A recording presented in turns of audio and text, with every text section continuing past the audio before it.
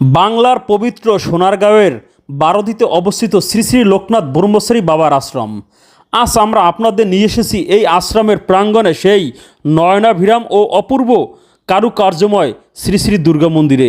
কিন্তু এই মন্দিরের সৌন্দর্যের আড়ালে লুকিয়ে আছে এক গভীর আধ্যাত্মিক ইতিহাস আর গুরু শিষ্য পরস্পরের এক অলৌকিক উপাখ্যান।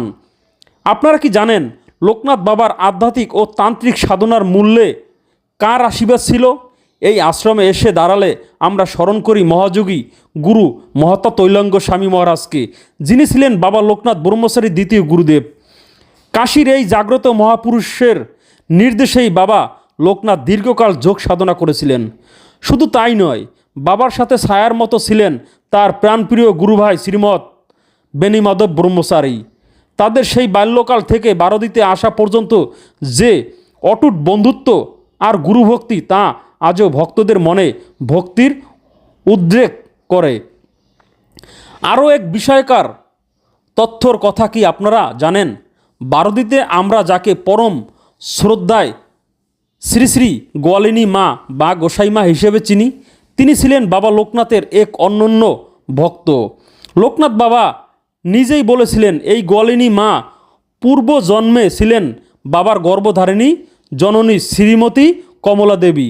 মায়ের সেই মমতা আর সেবা বাবা লোকনাথ এই জন্ম খুঁজে পেয়েছিলেন। গোয়ালিনী মায়ের মাঝে মা এবং ছেলের সেই পবিত্র পুণ্য মিলনের স্মৃতি মিশে আছে বারোদির এই পবিত্র ধূলিকণায়। তাই বারোদির এই দুর্গা মন্দির শুধু একটি স্থাপত্য নয়, এটি ভক্তি পূর্ণ জন্ম আর পরম সত্যের এক মিলনস্থল। এখানে এলে আপনি অনুভব করবেন মহাযোগী তৈলঙ্গ স্বামীর আশীর্বাদ, বেণীমাধব ব্রহ্মচারীর আহচর্য আর গোয়ালিনী মায়ের অকৃত্রিম মমতা। বাবা লোকনাথের এই অলৌকিক লীলাভূমি দর্শন করলে জীবনের সব ক্লান্তি ধুয়ে মুছে যাবে।